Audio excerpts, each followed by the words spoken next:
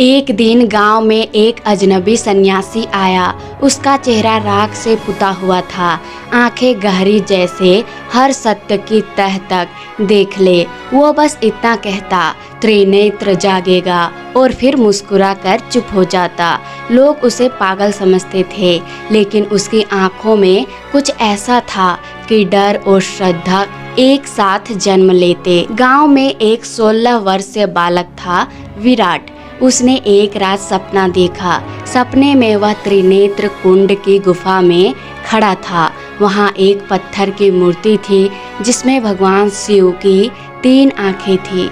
तीसरी आंख बंद थी, लेकिन धीरे धीरे खुलने लगी।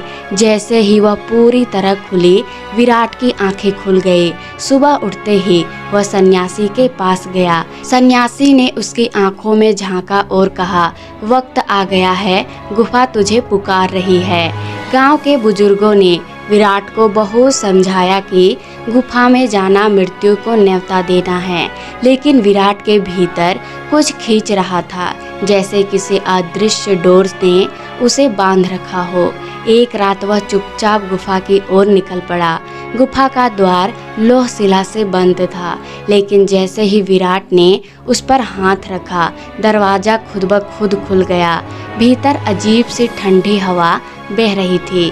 वहाँ शिव की एक विशाल मूर्ति थी, लेकिन तीसरी आंख जगह एक पत्थर जड़ा हुआ था जिस पर कुछ खुदा था। जिसने सत्य देख लिया वह झूठ से मुक्त पालेगा।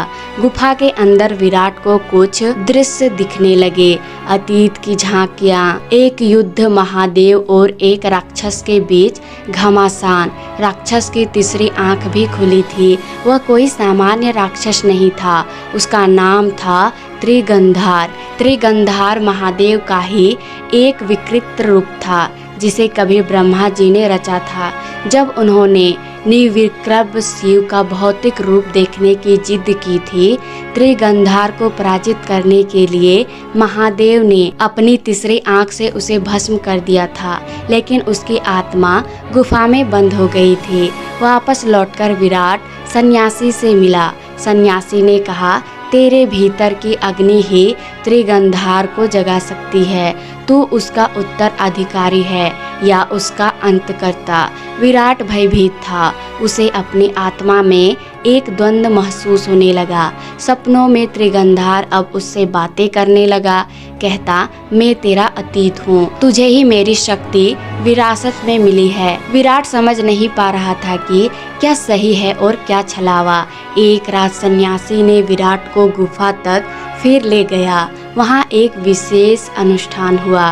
मंत्रों, उच्चार और अग्नि के बीच विराट को तीसरी आंख से जोड़ने का प्रयास किया गया। जैसे ही अंतिम मंत्र पूरा हुआ, विराट जमीन पर गिर पड़ा। उसके माथे पर एक चमक उभरी, एक तीसरी आंख की आकृति। गुफा गूंजने लगी। त्रिगंधार की हंसी। विराट के भीतर से एक तेज प्रकाश निकला, एक परछाई उभरी। त्रिगंधार की अब वह केवल आत्मा नहीं था, शरीर धारण कर चुका था। संपूर्ण गांव में अंधकार फैल गया। आकाश में उल्काएं गिरने लगी। सन्यासी ने त्रिशूल निकाला और विराट की ओर फेंका, लेकिन त्रिगंधार ने विराट के शरीर का नियंत्रण ले लिया था। विराट के भीतर अब 2 शक्तियाँ थी, एक शिव की, दूसरी त्रिगंधार की। एक भीषण युद्ध हुआ गुफा के भीतर, और विराट ने अंतर मन में शिवजी की शक्ति विराट को कह रही थी कि अपने भीतर झांक, सत्य वहाँ है। विराट ने अपनी तीसरी आंख खोली। समय जैसे ही रुका, उसे अपने पूर्वज दिखे, महादेव की लीला दिखी और अंत में सन्यासी का असल रूप दिखा। वह स्वयं महादेव थे जो विराट की परीक्षा ले रहे थे। त्रिगंधार विराट का पूर्व जन्म था, एक शिव भक्त जिसने अमरता की लालसा में शिव को चुनौती दी थी।